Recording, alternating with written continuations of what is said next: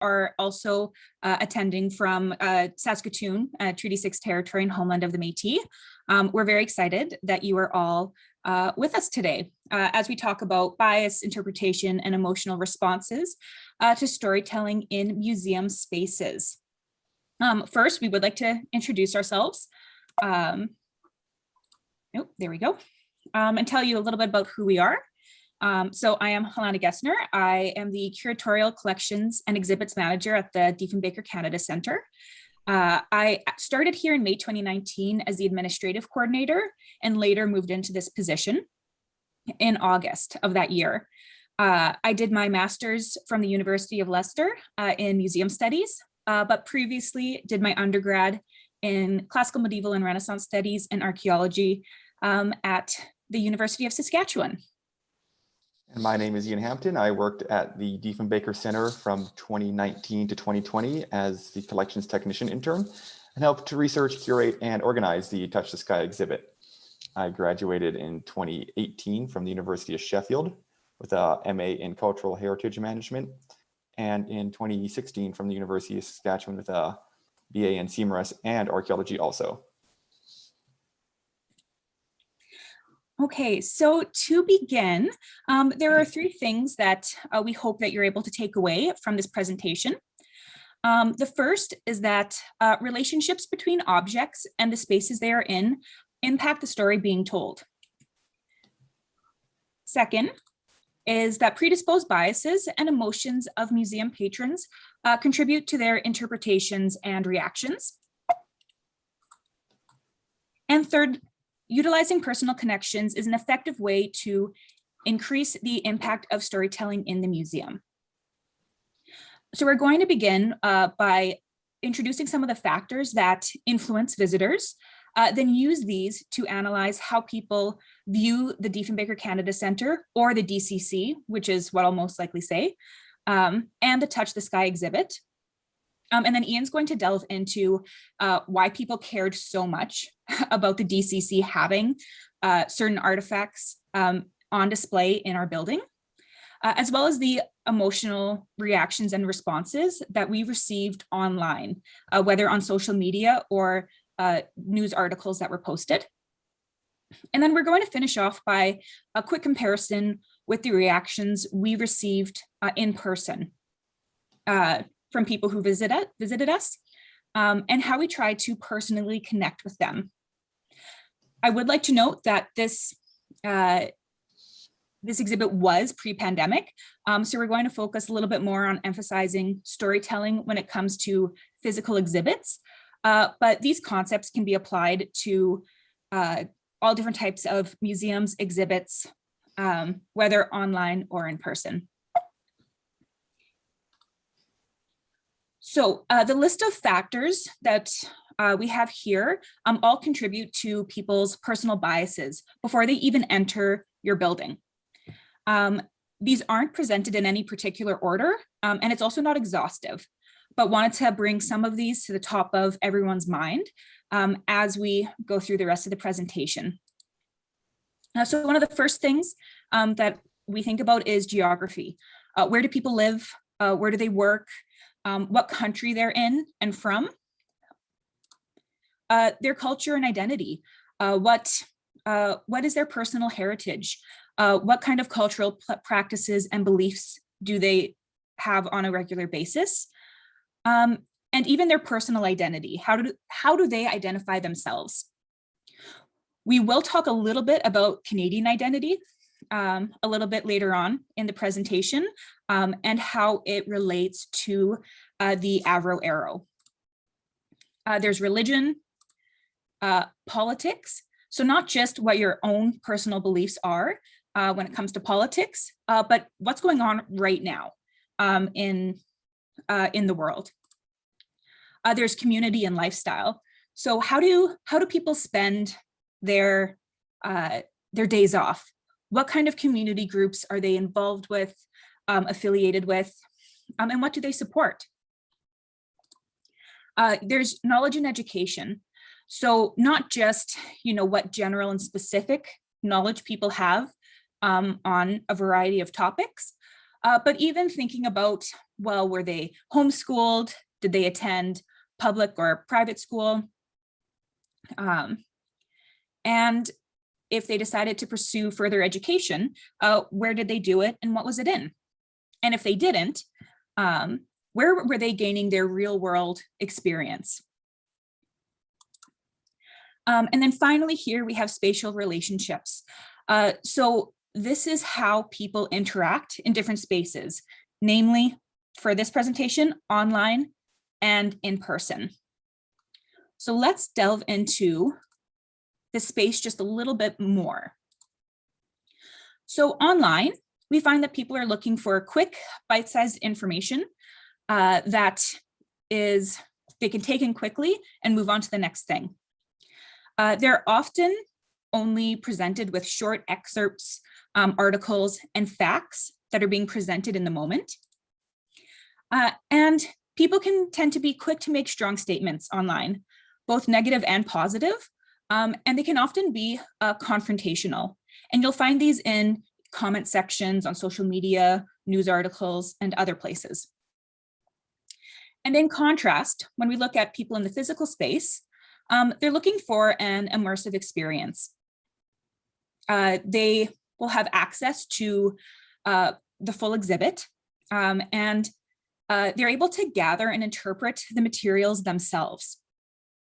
They're also able to ask questions right away and receive immediate responses, which means they're more likely to think about their questions and statements if they're going to make them, especially if it's face-to-face with someone or in front of a large group of people, maybe their peers, and especially if it is seen as confrontational.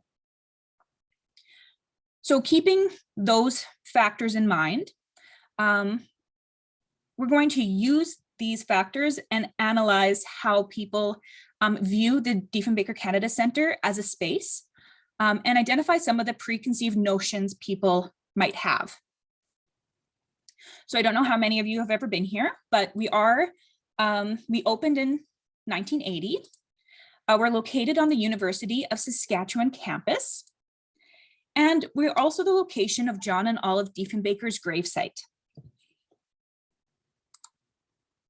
Now, we exist because John G. Diefenbaker had bequeathed his personal and political collections to the University of Saskatchewan.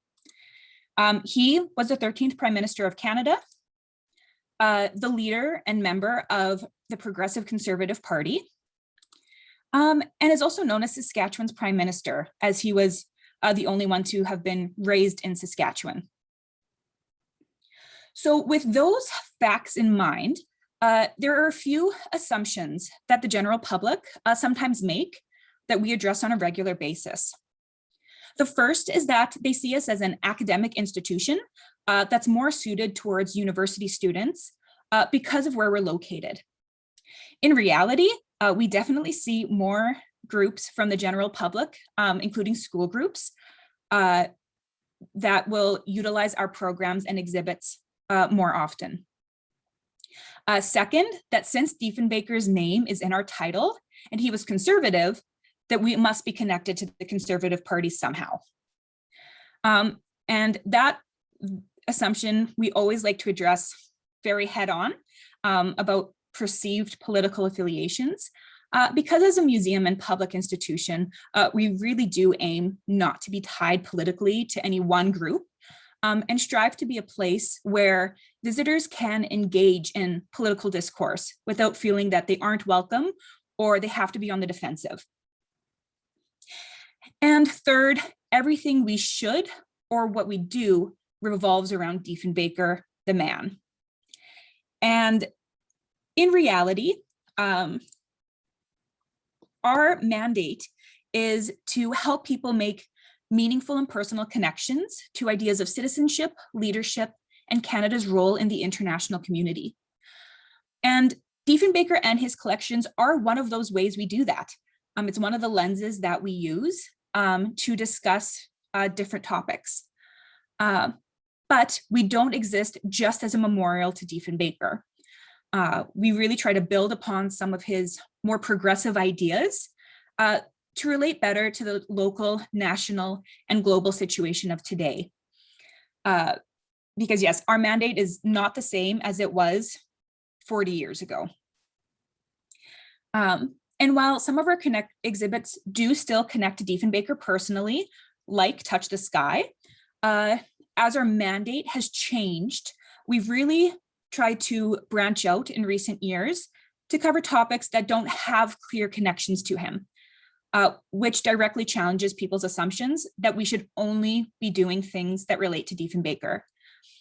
Two of the exhibits that came to mind right when we were talking about this was our Sisters United exhibit, curated by Teresa Carlson and DCC staff members in 2016. And then more recently, our online exhibit, Pride on the Prairies, Queer History in Saskatchewan, curated by Megan Gorselitz in partnership with the USSU Pride Center. Now, while we do have the exhibits that connect to Diefenbaker personally, and lots of them do focus on some of the more positive aspects of his political career, Touch the Sky is unique because it challenges people's biases that we're only supposed to highlight Diefenbaker positively.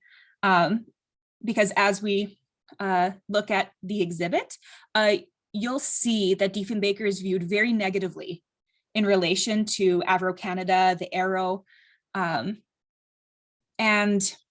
as a museum, we want to make sure that we're presenting all possible sides of history and really being objective when we're talking about him. So let's take a look at the exhibit. So it explores the history of Avro Canada, which was a pioneer in aircraft manufacturing. It highlights its record-breaking achievements and the impact that it had on the world of aeronautics and technology. Now, this isn't the first time we've done this exhibit. We've actually done it over, I think, 3 times now, maybe even more. The first would have been in the 1990s. Then it was revamped in 2013. And then we did it again in 2019, because there's always more information coming through about Avro Canada and especially the Arrow. And groups are still really interested in it. And so Avro Canada is most memorable for its CF-105 Arrow interceptor and its infamous end on Black Friday.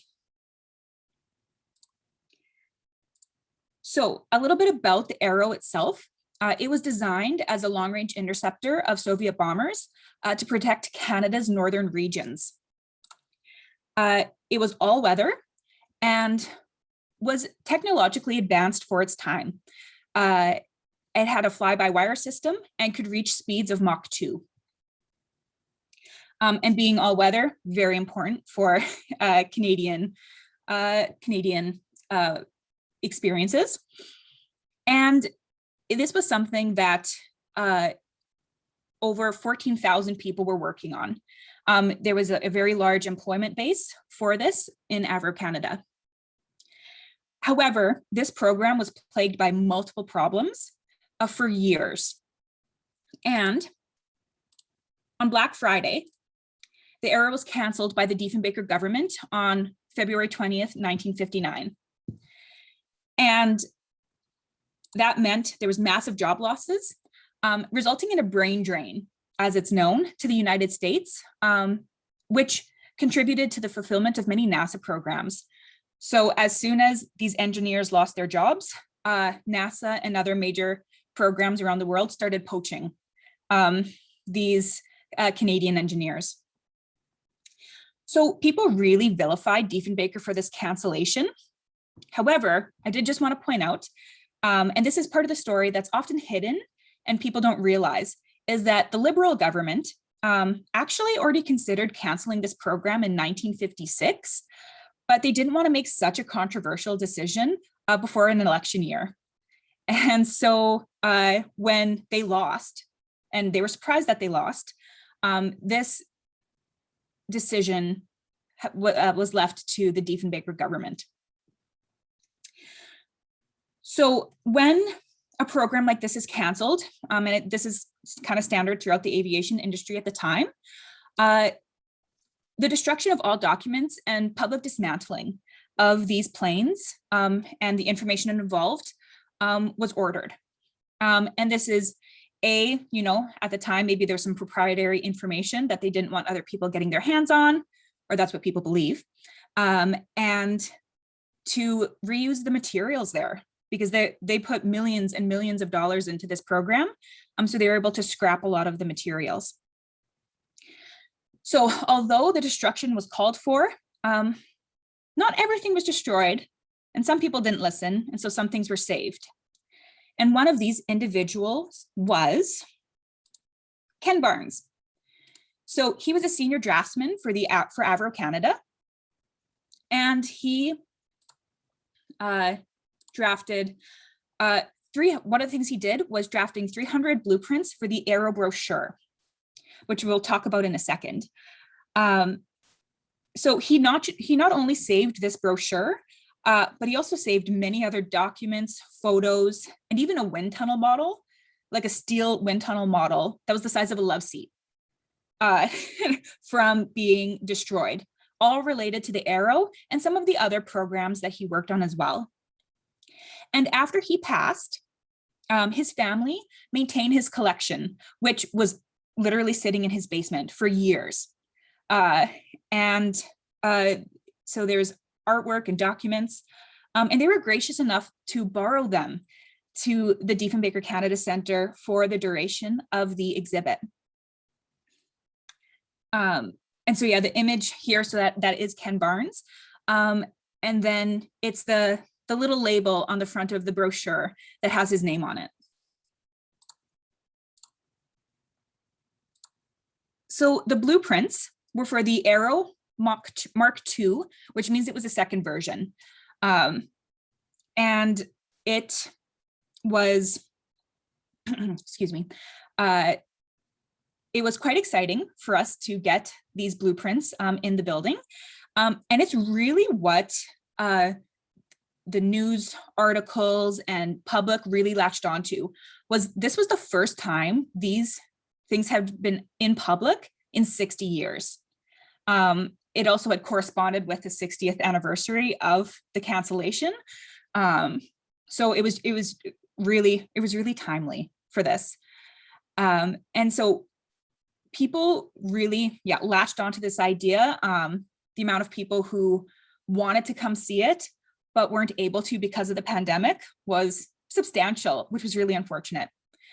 And so this is why people cared really about this exhibit, more so than other exhibits that we've done in the past. And it did cause quite a stir, which Ian will share some lovely, interesting comments about it. And so why did people care about these blueprints so much? It's really because the Arrow became tied to Canada's national identity. At the time, people, that generation really remember it with pride and very fondly. And thus they saw what Barnes did as something really great, that this was saved for future generations to see. It also means that they remember it with anger towards Diefenbaker for canceling the project. And to this day, it's one of the things that he's most remembered for, especially in the airplane aeronautics community. And it played a real pivotal role in his political career. So how did a plane become tied to Canada's national identity? I'm going to pass it over to Ian now. He's going to elaborate a little bit further, and then we'll get into people's reactions to this exhibit, and more specifically, the blueprints. Thank you, Helanna. So Canada is a young country, only celebrating its 150th anniversary of its confederation in 2017, 4 years ago.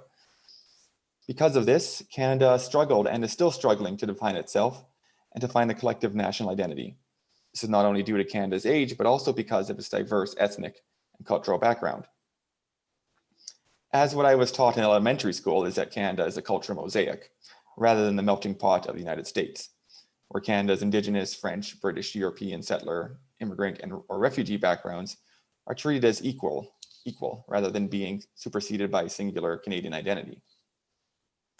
There exist countries that have centuries of history to build foundational myths, where, quote, these stories and ideals are carefully cultivated over time, requiring the collective effort and engagement of a nation's citizens, end quote. But here, myths do not represent something that is entirely fictional or made up, but rather the intentional taking of events and truths and distorting their significance and origin. Canada does not have the privilege of having centuries of a collective unified background to work with and to ground its national identity on. Being a country where a vast number of its citizens can trace their origins to other continents, it needs to take its status as a new settler society seriously, to quote, undertake the process of nation forming urgently, visibly, and defensively.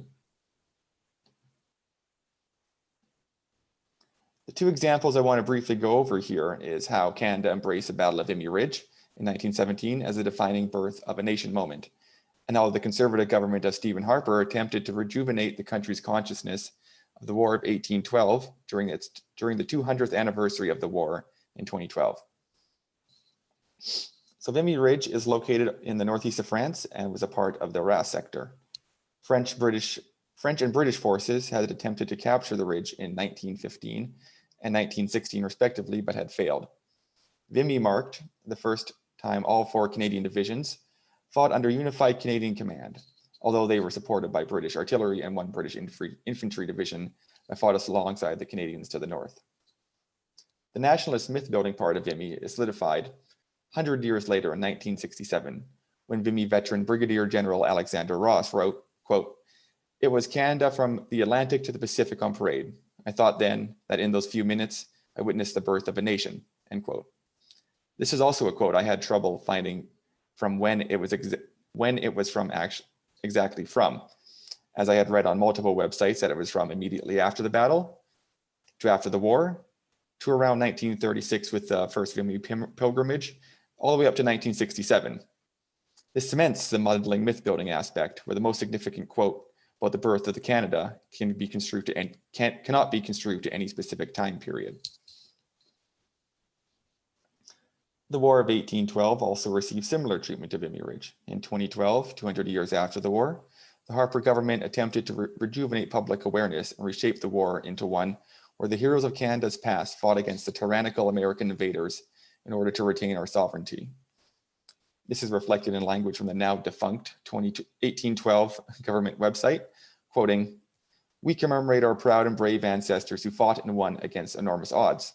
And quoting Mr. Harper, quote, Canadians have an opportunity to pay tribute to our founders, defining moments, and heroes who fought for Canada, end quote. This campaign was supplemented by a series of Heritage Minute ads showing these 1812 heroes, Laura Secord, Isaac Brock, Tecumseh, and Charles de Salaberry standing together in solidarity, and also a way of showing the unified force of English, French, and Indigenous Canada. They're also pictured on the banner of the website itself, as seen on the slide. As seen on the slide, they're being chosen as the heroes we need to recognize. The ahistorical minutiae of this advertising campaign aside, this is a prime example of the Canadian government taking history to reshape it into a founding myth for Canada.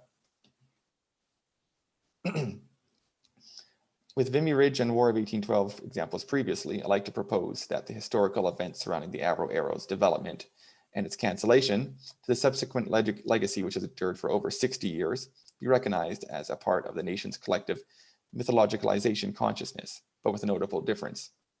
While the other examples can be seen as the federal government, or at least with the federal government's backing, creating and promoting these myths, the Arrow, on the other hand, can be seen as largely a mythologicalization and embracing by the Canadian people. With a large amount of stories surrounding the Arrow, people remember the stories, rather than historical facts. This is reflected in the Arrow miniseries from 1997, with Dan Aykroyd playing Avro Canada President Crawford Gordon Jr. Heritage Minutes featuring this footage from the series to groups of Arrow fans such as the Arrowheads, and groups wanting to rebuild and recreate the Arrow, or those hoping to find it spirited and stowed away in a forgotten British airbase.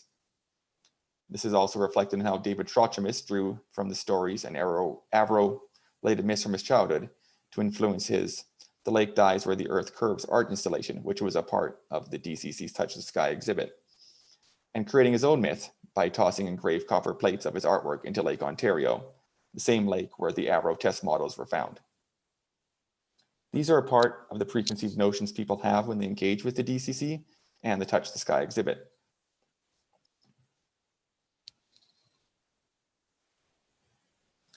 Now, finally, given the preconceived notions and biases people have about the DCC, given the history and legacy of the Avro Arrow, and given the strong emotions it elicits in Canadians, we need to explore why and how people react differently in an online space, and how people reacted explicitly to the DCC's exhibit and the news of us exhibiting the Arrow blueprints. So one of the most common mantras, which is oft repeated by anyone traversing online spaces, or reading any sort of article or topic that has a controversial or opinionated slant to it, is don't read the comments. But unfortunately, for a strictly academic purpose, we're going to read and show some choice comments we received in order to demonstrate the predisposed by online biases and the extreme emotional responses.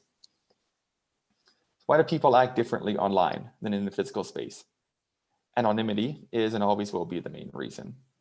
Online spaces are also highly reactionary. A user can express their opinions immediately without any thought, and more than often without any repercussions. Comment sections also serve as a cathartic release to emotions, even when, quote, these outbursts rarely solve the source of the conflict, end quote. Instead, there is an echo chamber effect where users can find a sense of community within these comment sections, seeing other users express the same views, with the same emotions, and are able to show their agreeance with the liking of comments or upvotes. So it almost seems a quintessential Canadian experience to have strong opinions about John Diefenbaker and the legacy of the Arrow. To quote YouTube user Stuart Fuller, quote, "Canadian sees anything Avro Arrow related. I wonder if I feel like getting angry today." To which Peter Barrett responds, quote, "Fortunately, Diefenbaker is already buried," end quote. These comments were posted approximately a year ago on a YouTube video from the History Guy, detailing a short history of the Avro Arrow's development and subsequent cancellation. Comments with the same tone and content such as this found across the breadth of social and news media. These are not one-off sentiments, and they are recent comments too. On January 6, 2020, the CBC posted an article entitled "Avro Arrow Blueprints on Display After Sitting in Saskman's Home for Decades," which detailed the DCC exhibit, history behind the Barton's blueprints. With 393 unique comments on the article before commentating was closed, we have a breadth of material to take examples from, which will now follow. So we can categorize the comments we received on this article into three categories. First up, we have the comments and users who are upset that the Diefenbaker Canada Centre became the first institution to display these blueprints and are shocked at the irony that Diefenbaker canceled the Arrow and how dare we essentially rub it in. For example, I should also note that these comments do not reflect any values or opinions that the DCC holds and are expressly those of the poster. And these comments are all publicly available to read. Dewey Howe wrote, with 222 upvotes, "Ironic that the blueprints are being displayed at the center named for the man responsible for the Arrow's demise." Christopher Stevens wrote, "I don't know, displaying them at the Diefenbaker Centre seems a lot like kicking a man in the nads hours after he has fallen. The irony is thick." The irony of them being housed at the Diefenbaker Centre, considering he did his inmost to ensure they were destroyed. The fact that Diefenbaker killed the project and an important part of the Canadian identity. This is the last place that should ever have these Canadian treasures. Place these blueprints anywhere but a museum that bears the name of the Prime Minister who nixed the project and threw tens of thousands of Canadians out of work. I was still in grade school at the time, and I remember the devastating effect it had upon my neighborhood. My father and all my father's friends were laid off, most to never return to the industry. And hugely ironic that these blueprints are being housed in a museum dedicated to the biggest of the conservative blunders that axed the project. I've never been to the Diefenbaker Canada Centre, but it appears to have a stupidest things that guy did display, with the overarching sentiment being the Diefenbaker Centre. Now that's ironic. Secondly, we have those comments that are upset at Diefenbaker himself for canceling the Arrow for a multitude of reasons.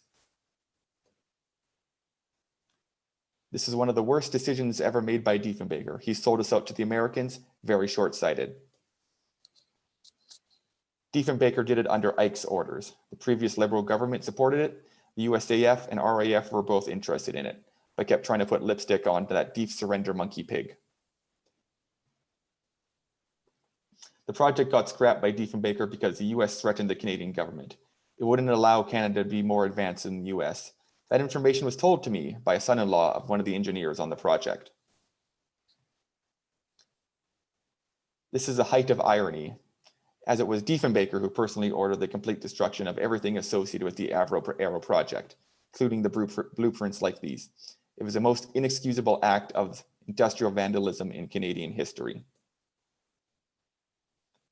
The Diefenbaker Centre, could it be any more inappropriate? It was Dief who ordered the cancellation of the Arrow program and the destruction of all existing aircraft.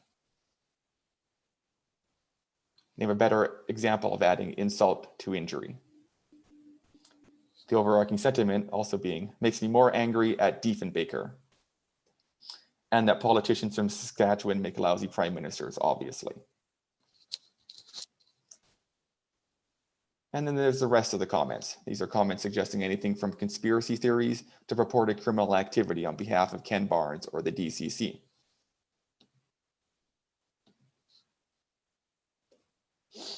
Scheer is demanding they be destroyed in Dief's honor. Cons don't fall far from the groveling at Republicans' feet. An old friend once told me how when the program was shut down, there was a campaign to remove all trace of the Avro from the Canadian public, including apparently removing all models, books, toys, etc.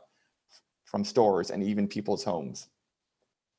Did we have to get permission from the United States to display them?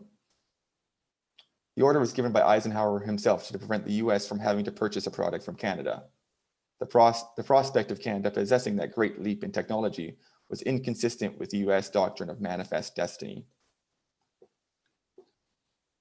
They were lent to the Diefenbaker Centre where we instinctively shredded them. The blueprints need to be copied, as there are people out there who would still like to see them destroyed.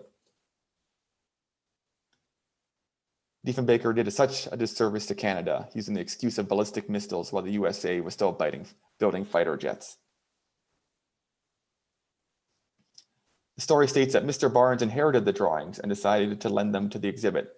I'm not inferring that there was any ill intent by either Ken or Gord Barnes, but I'm happy that the drawings were not destroyed. But in reality, the documents were stolen from the Canadian government and they should be returned permanently.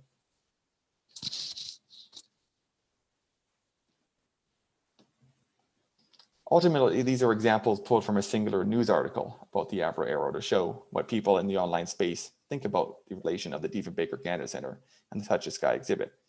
Any place where the comments are open to the public, you will find comments similar to these in the similar to these examples. Without fail, people still have very strong emotions about the Avro Arrow and will express them freely. So while the vast majority of the comments were negative, there were a handful of comments that we do actually have that had a positive reaction. Most of these comments, though, were lauding Ken Barnes for saving and recovering the blueprints and what it meant to Canada's aviation history.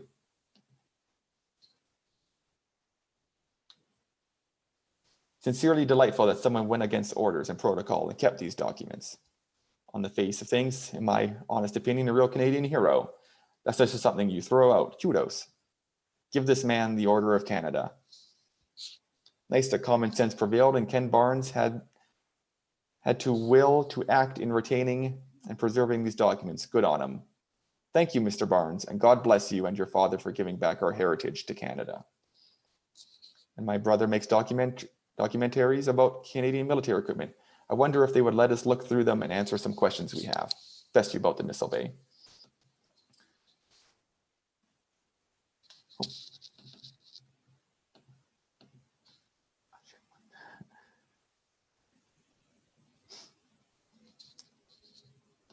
It's loading.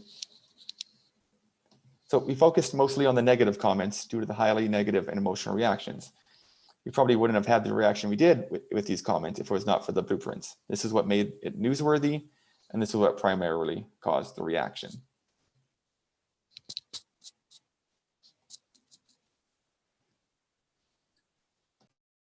Okay, thank you, Ian. Yes, so as I personally love reading those comments. It was tough at the time, and I will admit that reading those went during the event. The time period that this was happening was really tough, but now it's puts a good smile on my face. So compared to the online space, we had different reactions in the physical one. The feedback that we received from people who actually visited the DCC was definitely more positive than negative. And I think that was in part because we were able to answer their questions immediately. So that instead of, sitting and fuming behind a computer, they were able to ask the questions and get the answers, whether or not it's what they wanted to hear. So we were able to address concerns and even some of the conspiracy theories that are prevalent when it comes to the Arrow. So these are some excerpts from our guest book that people put in. They say, good info for every Canadian. Excellent Avro display. Conspiracy theory proven. Now this one, that's all it says. They didn't say what conspiracy theory was proven, but whatever it was, clearly when they read through the didactics and looked at the images and the artifacts, something for them clicked that they were very happy about. And finally, it is awesome to see an important part of Canada's aerospace history found. So I think one of the major contributors to this more positive experience was actually getting to engage with the patrons personally. And so there was two main ways that we tried to do this. And it's something that we think about every time we do an exhibit. But for this specific one, we were looking for the personal connections during tours and just even in engaging at the front desk. The first was people's personal feelings towards Diefenbaker, both positive and negative. We had lots of people come in and say, wow, I knew Diefenbaker, and maybe they would tell us a story about him. And it was just the fact that we were lending that ear as a tour guide, that they were happy that they were getting to share these stories, as well as the people who had more negative experiences, such as those that believe that the program shouldn't have been canceled, that had they kept going with the program, this plane would still be in production and still being used. And along with those lines, the second theme was people's interest in planes, the aerospace industry, and national history. A little bit of a wider breadth, but we found that as tour guides, we were able to, pick out when there was people who were really interested in something, and use those themes as we went and did our tours. We also found that not only is the visitors' personal connections important, but also the tour guides. So if there was something that they found they were really passionate about, one of the stories about Avro Canada, to highlight that. So as long as the main themes were being met in each tour could have been slightly different. You might have heard a slightly different story or something totally separate than someone else. And so while we did try to tailor it a little bit to each group, we did want to make sure that the overall points were being made and met. And so whether in person or online, you have to be ready to deal with visitors' emotions and reactions. And sometimes it's not something that you can totally train. You have to, use some of your personal skills, but it doesn't hurt to be prepared. And this should be something that everyone does in their risk management, whenever they're planning an exhibit or a program, to what you're going to say and do in the event something happens. So it's important to prepare for both negative and positive reactions. Now, depending on your human resources, how many people you have, especially when it comes to social media, you can't answer 393 comments. And some of the times you're not going to want to. Our policy is that generally we don't respond to negative comments online because it's people just blowing off steam, unless it's a question that they're asking. If it's a question that we can answer, we want to engage, especially since we're closed right now. You have to be able to engage online. But we actually had some responses prepared ahead of time so that all of our tour guides felt comfortable answering them, as well as anyone answering the phones, because we got phone calls, we got emails when the news article came out, social media comments, and in person as well. It's also important to remember to be respectful, that everyone's entitled to their own opinions. And so you are also representing your museum, and that you need to make sure that you are doing it in a way that it is approved by all, and that everyone's reacting the same way. So behind closed doors, you might have a little bit of a different reaction, but your public face needs to maintain that respectfulness, that level of museum standards that we want to achieve. However, if you do end up with something that is completely inappropriate, borderline harassment, maybe it is even harassment or something that's extremely negative, there is always the option to turn the comments off.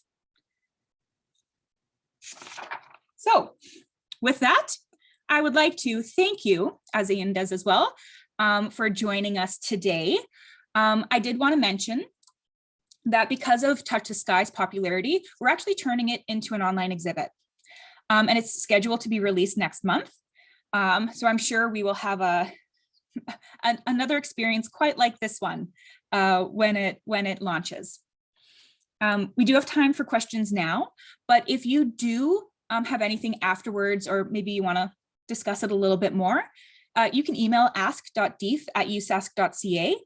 It's our email for anything that's curatorial, collections, or exhibits related, so that it comes to the exhibits team.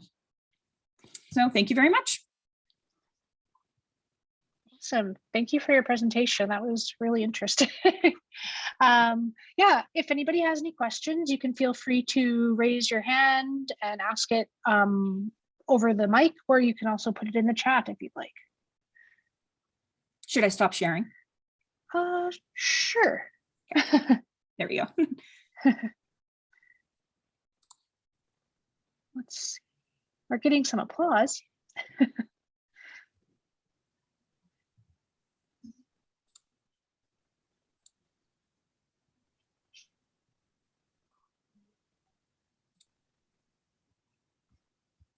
Awesome.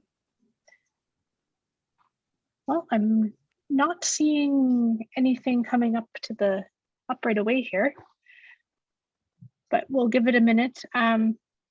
Yeah, I really enjoyed your presentation. Thank you guys for putting it together. It was really interesting to hear the variety of reactions from people online and in person too. It's neat to examine that kind of part of our culture in a museum context for sure. Yeah, we have a comment from Delta Faye. She's definitely going to be looking at the exhibit online and in person. I would like to find out the truths of the whole thing. Yeah, for sure. One thing I did just want to mention before we wrap up here, and if you do have a question, just throw it in the chat, not rushing anybody out here. But on May 12th, we're going to be having, that's going to be our other, one of our next community chats. We're going to be having Sandy Moore, who's from the Art Gallery of Regina, and Amber Anderson from the Estevan Art Gallery and Museum. And they're going to be doing a Q&A session. At MASS, we have a museum network program, which is a series of museum networks kind of based geographically around the province. There's 11 of them. And generally every spring and fall, there are network meetings. And in the spring session, we hold a professional development session called the Network Knowledge Exchange.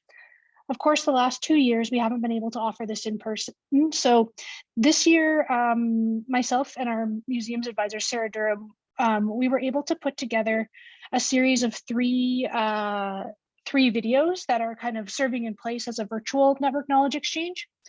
And in one of those, Sandy Moore from the AGR goes through a project they did called Moving Pictures. So it used augmented reality to do an exhibition of film and video art that they distributed through posters, initially in Regina, and then through their partnership with the Organization of Saskatchewan Arts Councils through the province. So Sandy's presentation talks about that. And then also we have Amber Anderson from the Estevan Art Gallery Museum, and she talks about a project that they did called Inside Out, and where they basically took art pieces and displayed them outside throughout last summer in Woodlawn Park. So just really interesting creative approaches to curation during a pandemic. And so I will put that link in the chat, but it's also going to be coming out. It's on the community chat page and also in our e-newsletter that'll come out tomorrow. So if you have a chance to review those presentations beforehand, and then Sandy and Amber they'll give a brief introduction about their work, and then they'll be around to answer questions. So I just wanted to give folks a heads up on that one. Yeah, some really good discussion looks like going in there while I was chatting away. Awesome. Well, thanks everybody for joining us this morning. And yeah, we'll see you at the next community chat. And thanks again to Helanna and Ian. Have a great day.